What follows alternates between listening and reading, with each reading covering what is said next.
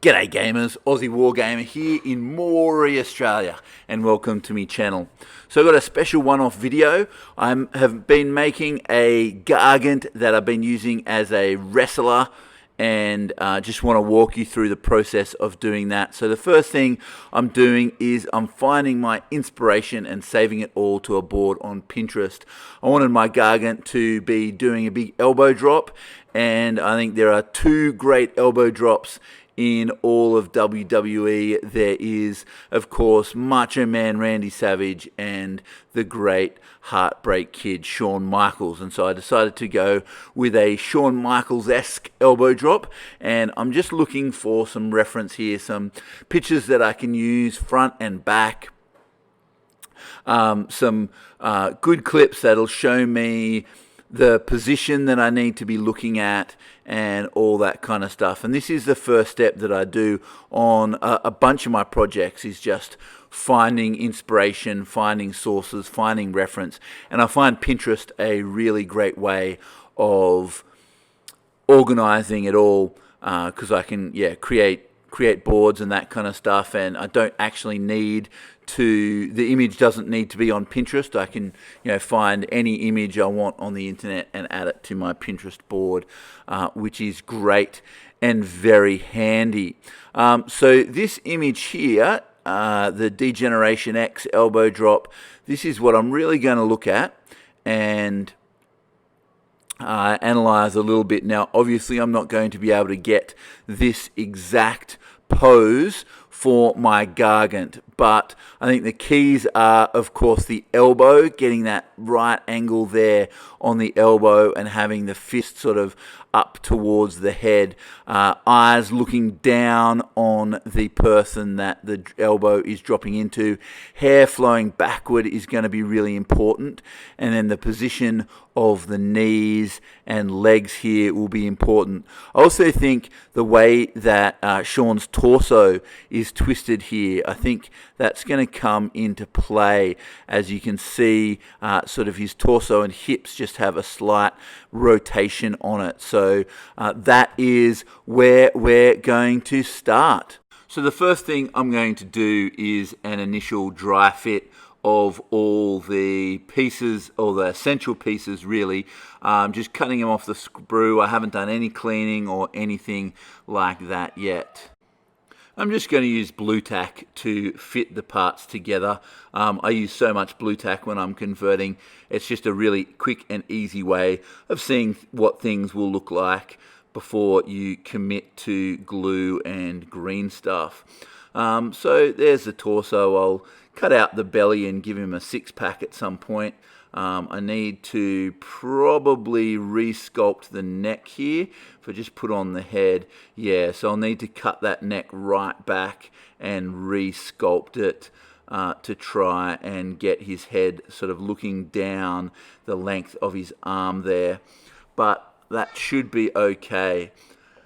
His elbow, I'll need to cut off that little bit of upper arm there, because as it fits, it's not going to look like he's dropping the elbow. So I'll need to cut that off and resculpt a lot of that upper arm so that his elbow is in the right position up above his head, and just trim this bit off here. So let's check out his other arm here. I think it will be okay as it is. It looks pretty okay up there like that. I don't think I'll need to do too much with that, which is good. Now, of course, I'll cut off his tummy so that when I put his pelvis on, I'll be able to sit it a little bit further forward. So it's like, he's leaning forward a bit there, which will create that sort of more, the idea that his knees are up a little bit further. And then with the legs, I'm definitely going to have to work the knees on both of them. I'm hoping I won't have to do too much to the leg position itself, but I think I will. I think I'll have to bring this leg a bit further forward, probably not too much further forward, but then I'll bring his knee right back so that his the bottom half of his leg is right back there. And then the other one, I'll just have a look here. The other one looks okay. Again, I think I'll need to bring the knee back a little bit. But other than that, I think it will be okay. As long as this one's further forward and the knee is right back, I think we'll be good. And we'll just put him all together here. And I think the pose is doable. I think we'll be able to get it done. And I think he'll look great.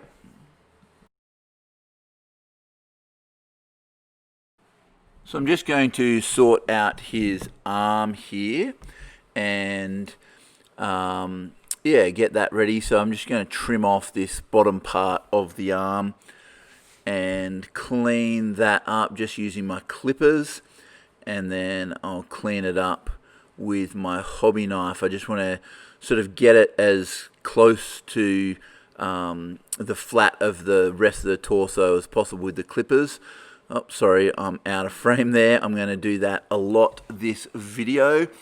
It's quite hard to hobby in front of a camera, and I still need practice on it, but we'll get there. We'll get there. So yeah, just trimming off this part, just cleaning it up. You can see I've glued the torso together and put a little bit of Vallejo liquid. Sorry, there's plastic putty, Vallejo plastic putty in the gaps down there. Now I'm going to cut off his big old gargant gut, because you can't have a Shawn Michaels-esque gargant with a big tummy. I mean, I could have gone with, you know, someone who is slightly more rotund, but I think we'll give him a nice little six-pack, or big six-pack, since he's a gargant, I suppose. So I'm just using a hobby saw here. This is my Army Painter hobby saw. I'm not actually a huge fan of it. I don't like that, you know, you can only cut about 2 centimeters deep until you hit that binding on the top of the saw there. It's okay, but I'm sure there are better ones out there. But this is the one I got, and it's just, it is a little bit easier than using clippers or a knife for something like this that's such a big surface. So just sawing that off. Also, I'm holding it really weird because I'm trying to show you at the camera as well. So there's his tummy, and I think that will look okay. So yeah, so last thing to do to prep his torso, I'm just cleaning up these cuts here that I made, getting rid of as much excess as possible so that the six-pack will look nice and natural, as if it was meant to be there, while I am, when I'm sculpting that on. And then I'll probably need to trim the neck as well.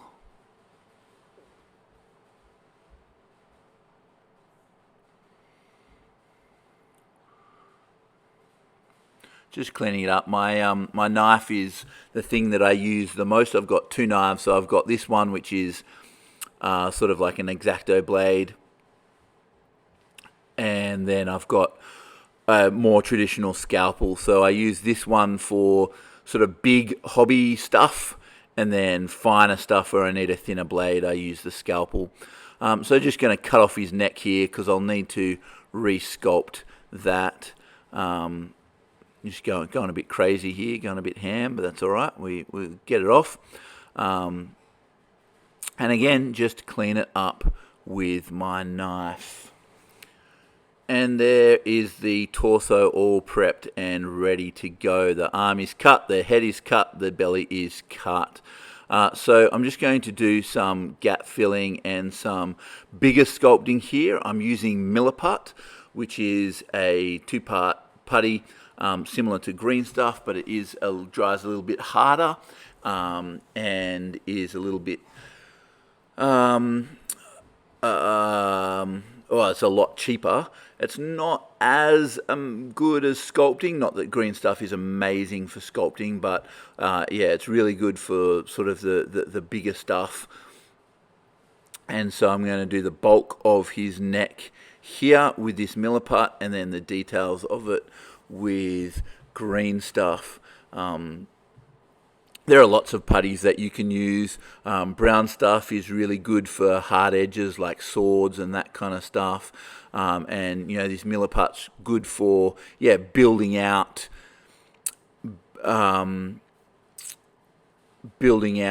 muscle mass and all that kind of stuff. So it is what I'm using, and yeah, it is considerably cheaper than green stuff as well. So it's great for those sort of big bulky details. So I'm just trying to get that head position as right as I possibly can, and just test it against the elbow here. Always test, always dry fit, always be thinking about your next step and where positions are going to be.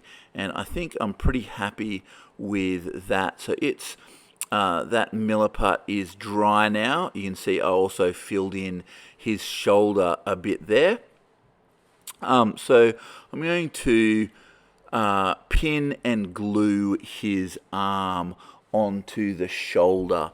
So obviously I'm lifting the arm right up onto the shoulder, just making a mark with my pin vise, and I'll drill a hole all the way through. Again, sorry for my big hands getting in the way of showing you what I am doing. But yeah, just make a mark with the pin vise first and then start drilling. And you want to be sort of as central to where you want the thing to end up as possible, because that just makes life so much easier.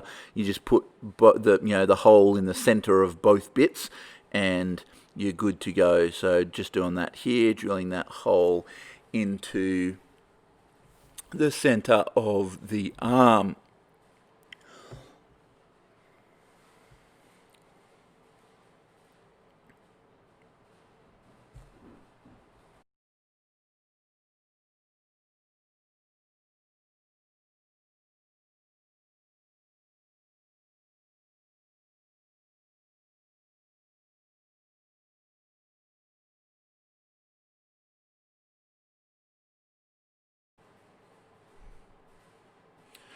Just want to get it in as deep as it can possibly go. The deeper it is, the more you can pin, so which means the stronger it'll be. I'm just using brass rod, just 1.5 mil brass rod, I think it is. The great thing about brass rod is I know that it's going to be 1.5 mils. I know that my drill bit is 1.5 mils. If I'm using paper clips and that kind of stuff, they can be varying widths, and they don't always fit nicely and that kind of stuff. And brass rod is honestly not that much more expensive than a box paper clips. So just super gluing each end, sticking the brass rod in, super glue the other side, and I will pin it to the torso.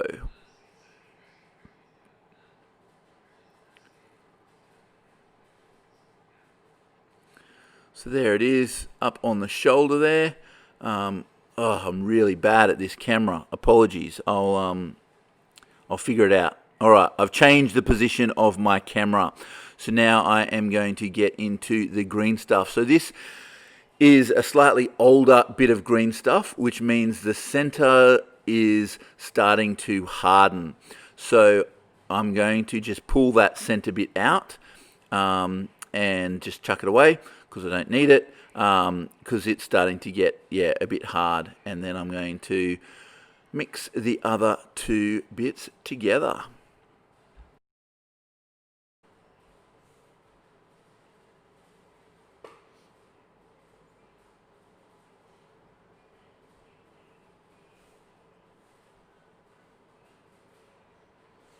It does take a little working. You really want to work it so that it's completely green. There's no yellow bits or no blue bits. As this is an old piece, it's not going to be amazing, and there'll probably be sort of some chunky bits and stuff. I can feel some chunky bits as I'm mushing it up. When I say old, I mean like it's 3 or 4 years old. I found it in the bottom of a box. I've got some more ordered, some fresh stuff ordered, but yeah, it does sort of. It doesn't necessarily age well, I find. Maybe it's just the green stuff that I bought. Maybe it's just cheap green stuff. I don't know. But this stuff isn't particularly good. It'll be okay, though, for what we're doing. So, yeah, just going to get a little bit, roll it into a bit of a sausage, and wrap it around the neck there into where I want it to go. I'm just using a sculpting tool here that has a nice, soft, rounded tip. It's one of my favorite tips for doing things like this. It's not sharp or anything like that, and yeah, you can really push the green stuff into where you need it to go. So I'm not sculpting at this point. I'm just getting the green stuff where it needs to go, just getting that basic outline, that basic shape of where it's going. Pushing and pulling to get it right, scraping off any excess that I have, and putting it back on my big chunk there. Just pushing it in, and when it becomes tacky like that, you can see it's starting to pull up. You can moisten your tool, and of course, in traditional hobby fashion, I moisten it with my saliva, which is unhygienic to say the least. So now I'm moving on to this point so I can get right into the area where his cheek is touching his shoulder and push that and clean that right in. I do have double-sided tools which I use from time to time. I just really like these two, the point and this soft round edge. These tools were actually a gift from my mother many, many years ago. So yeah, so I just want to get the basic shape of what we're doing, and I'll let the green stuff dry for half an hour, just so it's not so tacky, and it'll become much easier to sculpt. But for the moment, just getting everything in the position that it needs to be.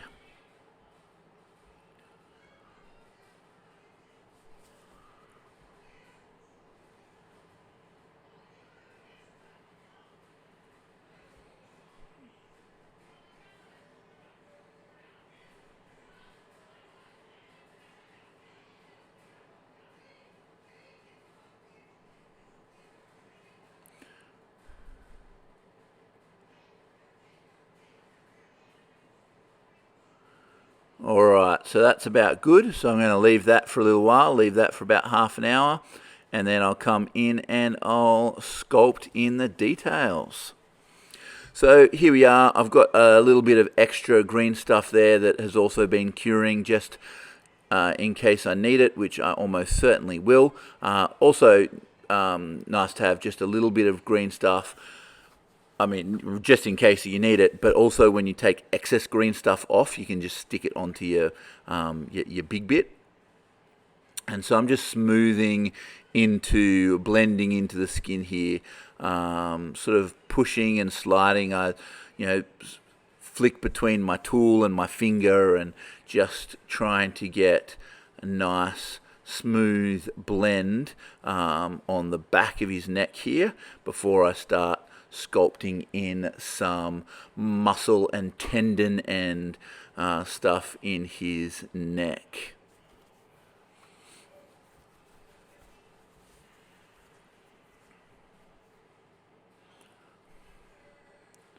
So it's just about being patient. It's about just taking your time and pushing the green stuff around. Don't start a project like this unless you've got an hour or so that you can work interrupted, because of course, once you start, you can't stop. Otherwise, the green stuff will harden, and you won't have your sculpting finished. But you just want to be patient. So I'm just pushing out the back of his neck here, the back of his head, just making sure that there's a nice clear distinction between the back of his head and the back of his neck. And I'll just push that out with this point tool.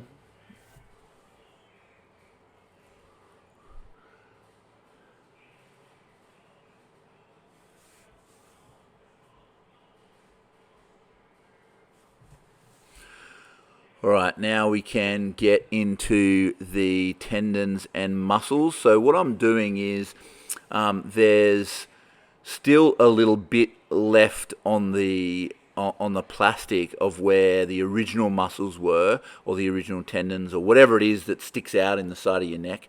And I'm just going to use those as a guide to push up to where I need to go.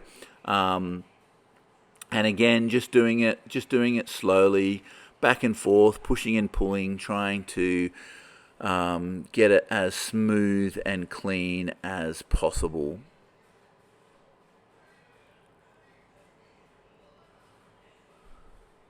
So I might just speed up the video a little bit here. Alright, so I'm just going on double speed here so you can see my process, but you don't have to watch the entire thing in full speed, because it does take a while. You can see I'm just working that one line, and then I'll go back and work the next one, and then come back if I need to come back. And so yeah, it's just a matter of, as I said, being patient, pushing and pulling, and just trying to get it as smooth as possible.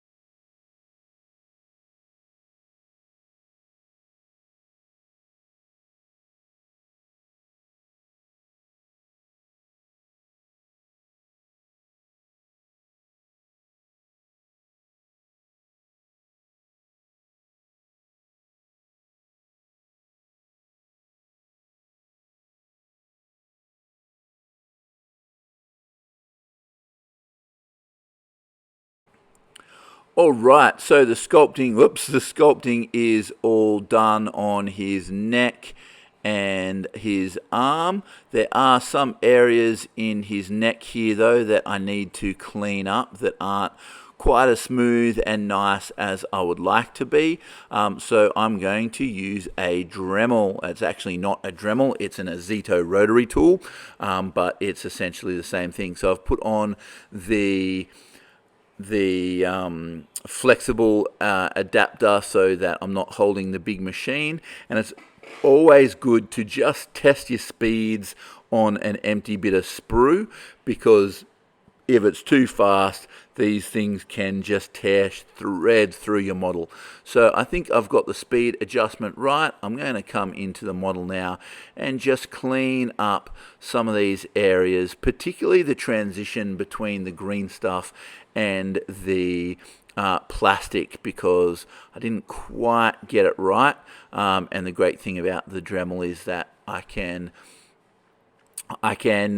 take bits out. Obviously I can't add, but I can take bits out at the same rate. Like, it'll take out both the plastic and the green stuff nice and evenly and smoothly.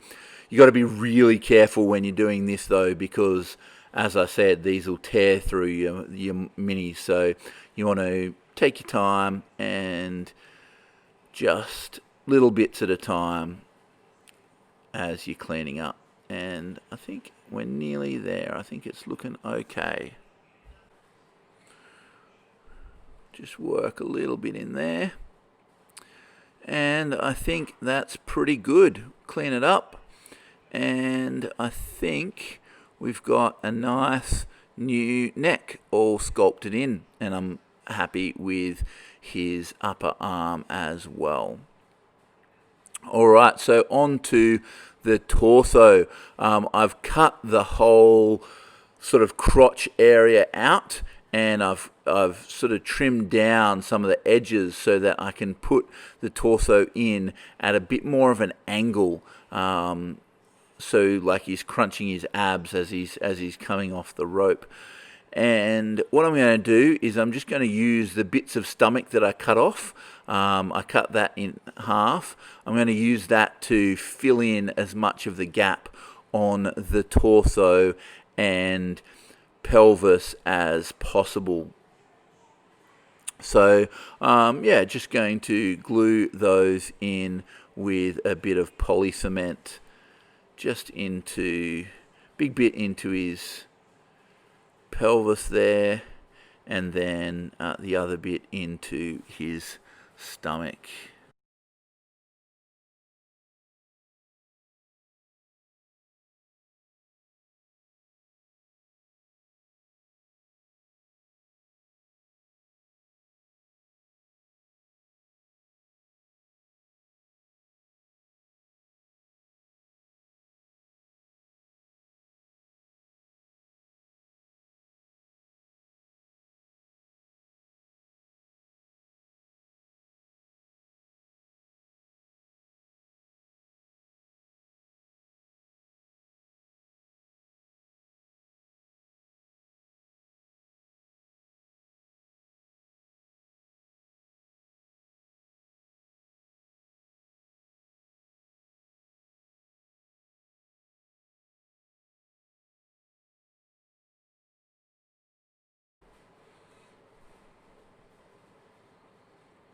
Alright, I'll obviously need to wait for that to harden, but I'll just give him a test to make sure that the two pieces will fit together, and they won't. So I'll have to just reposition it a little bit higher up there. As I said before, it's really important that you're testing everything. Blue tack, dry fits, test before anything is hard or solidified. So that'll work where they are now, and you can see that it just creates a platform for me to sculpt onto. And I got impatient and did all the sculpting without you. Apologies, but it's very similar to the way that I did it before with the neck and the arm, just mixing up the green stuff, using the tools, pushing back and forward. Now here I have a very thin strip of green stuff because I'm going to make a like a rope for him to tie up his pants with. So I've just rolled out a very thin bit of green stuff, and I've let it dry for a short amount of time. And yeah, just cut off a little bit. You can see I've got a couple of little holes on either side of that seam that's running down the middle of his pants there. and I'm going to use those holes to push the green stuff into as if they were lace holes, and the lace or the strap is being woven in between the two. So here I'm just using a point just to push it into those holes and sculpt around them.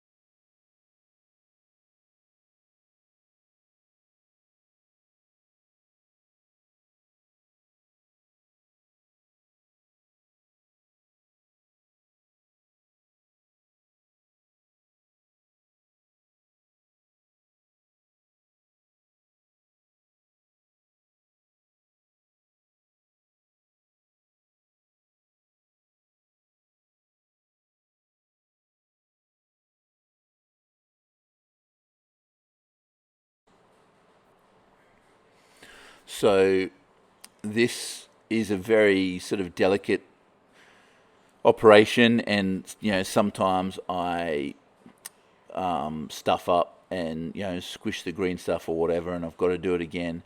And I do ask myself sometimes, what kind of crazy does it take to sculpt tiny little bits of string on the pants of a gargant?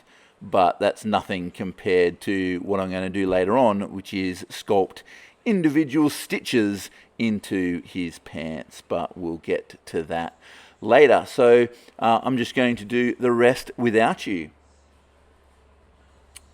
So here it is. I've put the stitches in and done a little bit of a tied rope. So I just used the thin green stuff and just made a little knot with it and put it there. So now we are going on to the legs. So I'm thinking with his torso that far forward, I don't actually need to move his leg forward. I probably could, and it would probably look better if I did, but I know that that's going to be a huge undertaking to try and get it done. So I'm just going to leave it as it is, and I'm going to do his knee. So I need to cut a big wedge out of the back of his knee, so back to the hobby saw. And this is going to be really hard to do in front of the camera, but we'll see how we manage it. So yeah, I'm just going to cut this wedge out, and then I will fold the knee back and close up that wedge, and hopefully that'll really get that sense that his knee is pushed back, or tucked up, I should say. And that's the goal anyway.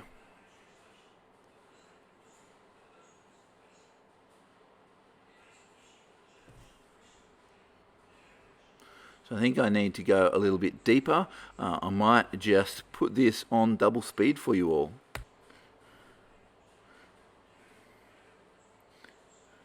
Oh, now I'm really going. Now I'm soaring like a soaring maniac. Just trying to get a nice big chunk out of the back of his knee without it looking ridiculous.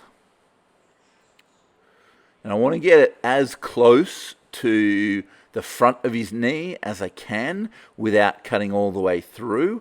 So I want it like super thin at the front of his knee to wedge out to the back of his knee, as you can see there. So I just need to just cut this wedge out here, and then I'll get my knife in and I'll clean it all up. And try and get, right in there, right nice and close to the back of the knee. So there's that big chunk that I've taken out. So you can see that chunk there. And just take a little bit more out from the back, just so I can push that knee as far back as possible. Now, in hindsight, this was probably not the best way of doing it. What I could have done was just cut the knee in half and, taken out big chunks and then glue it back together again. But I don't know. I like this method. It sort of keeps the knee intact. There's a lot less sculpting doing it this way because I can, keep most of the knee itself intact and not have to sculpt. So just clean it with a knife to get it the rest of the way where I need it to be, and that is that. So what I'm going to do is I'm going to give it a bath. I'm going to soak it in boiling water for 30 to 40 seconds. So this water is just straight out of the kettle. Put it in boiling water, and that'll really soften up the plastic. So you can see how that plastic is bending now. So I can bend it right back on itself, and all I need to do is just stick some plastic putty in there.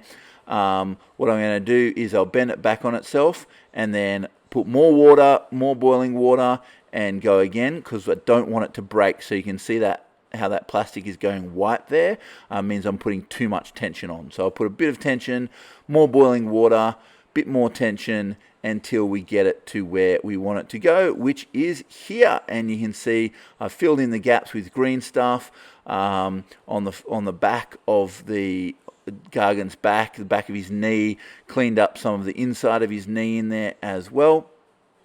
And now I am going to sculpt in the rest of his pants. I don't like the whole, gargant has giant holes in his pants. So I'm sculpting in all the rest of his pants. Again, I did that off camera just because it's a lot easier and probably boring for you. But you can see I filled in all the gaps, still keeping the idea of patches and, it's sort of patched together pants. But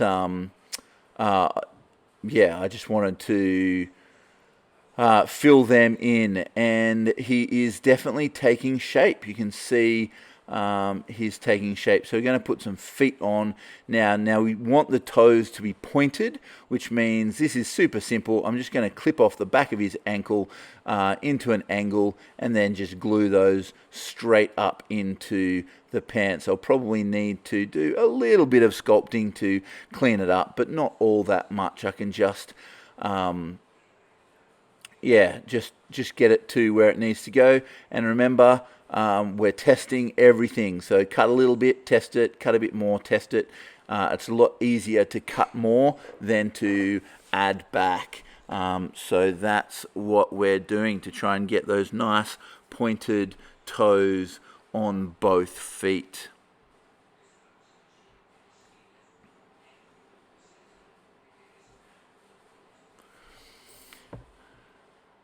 And then I just, glue it in with a bit of plastic cement.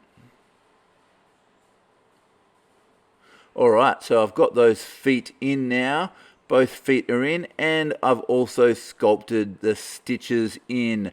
That was painful, painful, painful. What kind of crazy moron decides to sculpt stitches into pants? And I finished sculpting the cloth on his arm, and I just followed the lines of the cloth that was existing, overlapping those lines from time to time, but basically just following those lines along with a point. I've also glued a bit of sprue to the back of his head. This will serve as the base for his hair.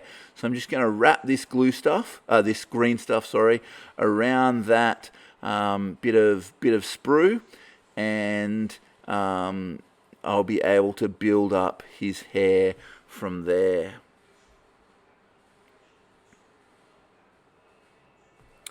So just make sort of a gnome's hat, I guess, and just push it with my point. Just push it back onto the scalp. I'll give him some sideburns here, but just pushing it back onto the scalp to try and get the effect that the hair is coming out of the scalp. And this is what sculpting hair is all about. It's just drawing lines and pushing and pulling those lines through the hair. You want to try and, I'm off camera again, apologies. You want to try and really push those lines, but it's important that we get it onto the scalp first, because we don't want to pull it away from the scalp.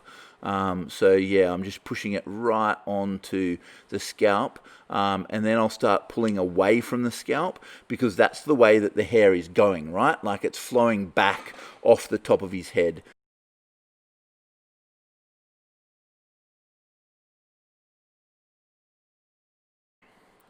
Yeah, so I'm just pulling all the way back here. Just want to create like one line to begin with, and then I'm going to start building that out.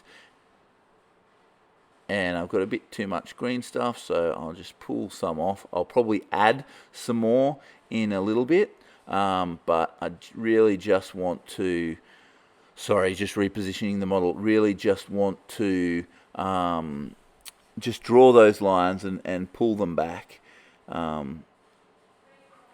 Yeah, take them from the bottom area and build them up towards the tip.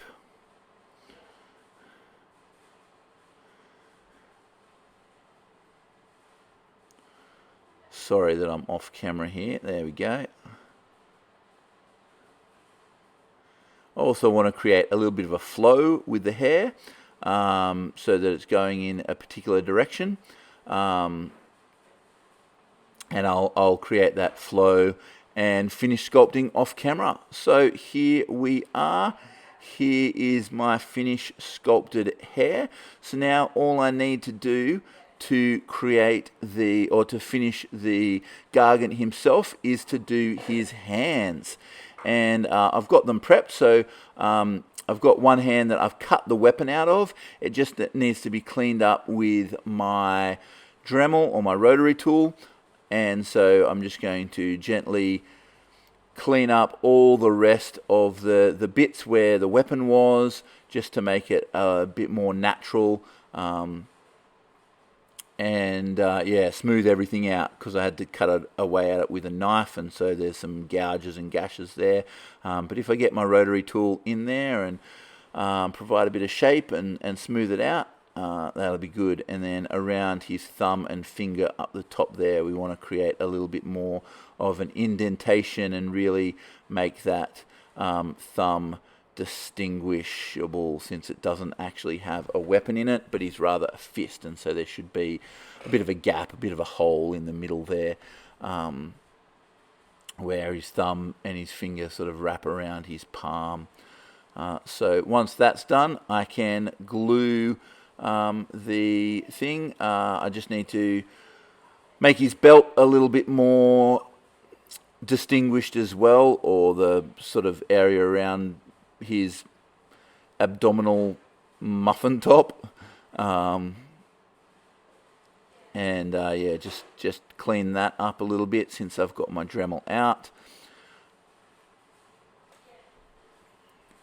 And then I'll put the hands on and he'll be done.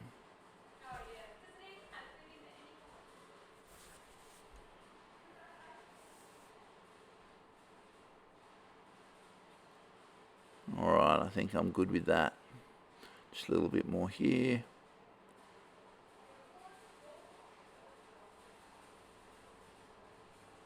Tidy up that bit.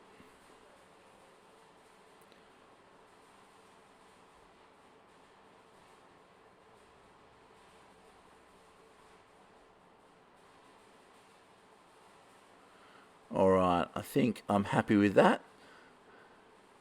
Just a bit there on the neck. Alright, he's looking pretty good. Let's get these hands on, and then we can move on to the base. Alright, so I just skip forward because you don't need to see me gluing the hands on the model, but there he is. There's the completed elbow dropping gargant, all ready to be put onto his base. So here I've just got some super flexible armature wire that I've bent around into 90 degrees. I wanted to make it really flexible and bendable because like for transport and that kind of stuff, if it gets bumped, I want to be able to easily just bend it back into shape if need be.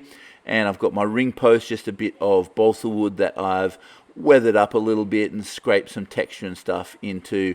I'm going to pin him to the top of the base there.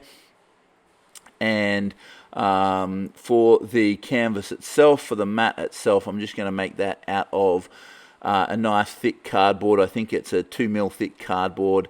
So I'm going to trace around the edge of the base, leaving one corner square because that's where my ring post is going to go.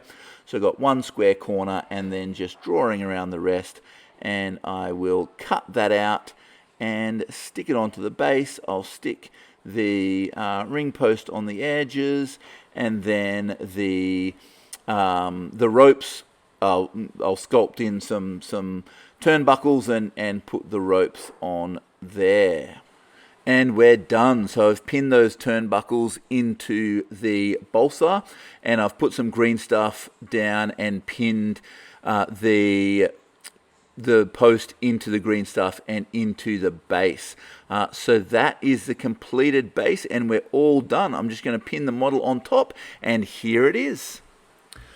So I'm pretty happy with the way that it turned out. I think it's pretty dynamic. I would have liked the pelvis to be a little bit more at an angle and that front leg to be a little bit further forward, but in the end it was just probably more work than it's worth, and I think the pose works as it is.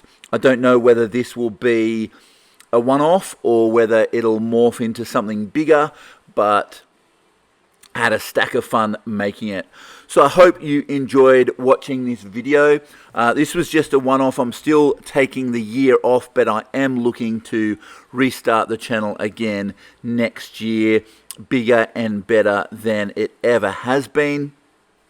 I hope you got something out of this, and yeah, I hope it was valuable to watch while you were painting or whatever it is that you were doing while you were watching this video. Thanks for watching, and as always, stay tuned if you want to hear more of my voice. Catch us later.